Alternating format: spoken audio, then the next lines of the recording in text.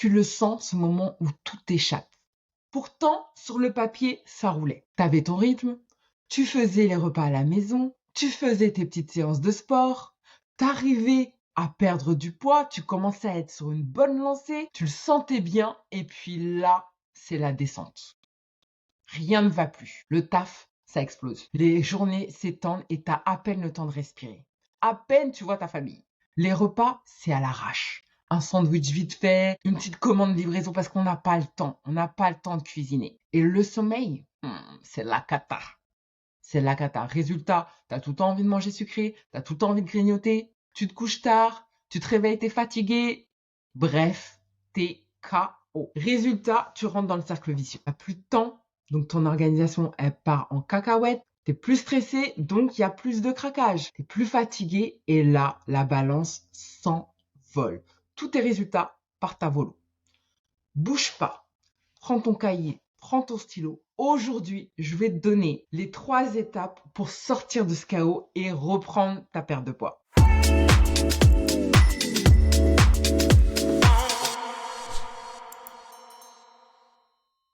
Alors, si tu ne me connais pas, laisse-moi me présenter. Moi, c'est Patricia Kofka. Je suis diététicienne nutritionniste spécialiste de la perte de poids. Ma mission, c'est d'accompagner les femmes dans leur perte de poids pour qu'elles se sentent enfin belles et épanouies dans leur corps. Comme promis, je t'ai dit que j'allais donner 3 étapes pour sortir du chaos et reprendre ta perte de poids. Déjà, remettons les points sur les i et les barres sur les t. Non, tu n'as pas tout gâché. Non, tout n'est pas fini. Non, non, non, c'est pas la catastrophe. Tu vas t'en remettre. C'est pas parce que tu as une phase où tu perds un peu le contrôle, où toutes tes habitudes sont partir un petit peu en cacahuète, que ça y est, c'est fini et que c'est gravé dans le marbre. Non, ça c'est la vie, c'est les choses de la vie. Des fois ça roule et puis des fois c'est la cata. C'est comme ça. Donc déjà, commence à prendre un peu de recul et relativiser.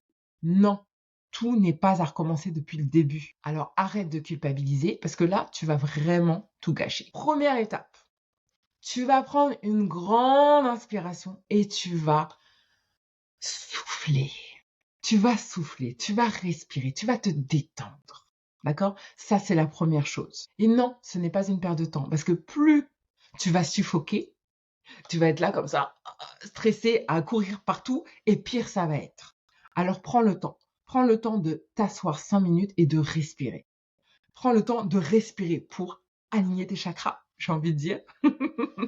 Mais plutôt pour aller faire redescendre un peu la pression. D'accord? La pression mentale que tu te mets là. L'idée, c'est, ok, de respirer un bon coup, de descendre un peu les épaules, de te détendre et de dire, ok, par quoi je commence? Par quoi je commence? Tu vas commencer une étape après l'autre, une petite tâche après l'autre. Même si tu te sens submergé ou autre, justement, c'est parce que là, tu as besoin de prendre l'air, tu as besoin de respirer. Donc ça, c'est la première étape. Prends 5 minutes pour te poser, pour respirer. Je t'assure que tu vas y voir plus clair. La deuxième étape, pose des limites. Apprends à dire non, je ne suis pas disponible. Non, je ne le ferai pas. Non, ça sera quelqu'un d'autre qui va le faire, mais pas moi. Non, je n'ai pas envie de le faire. Non, je n'ai pas le temps de le faire.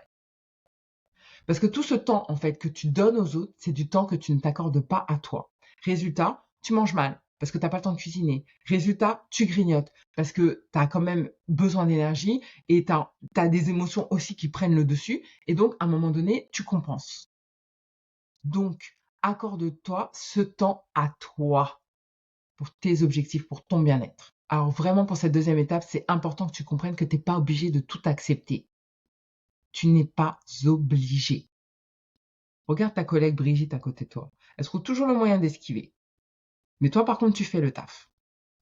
Tu fais le taf et même plus qu'il n'en faut. Donc, ose dire non. Personne ne t'en voudra, crois-moi. Troisième étape. Avant que ce soit le chaos, tu avais des habitudes qui étaient mises en place. Tu faisais des choses qui fonctionnaient.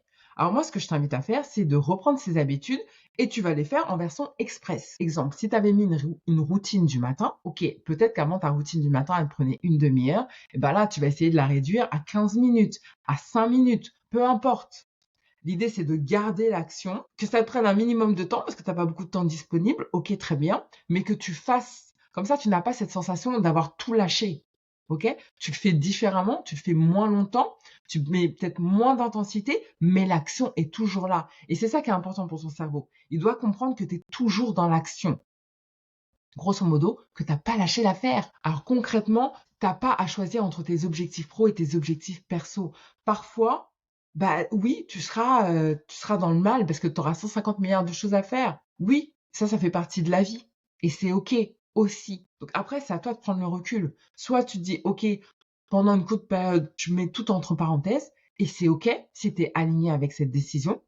Soit tu dis non, je veux maintenir ça, mais dans ce cas-là, je vais adapter et je vais accepter que ça soit pas parfait.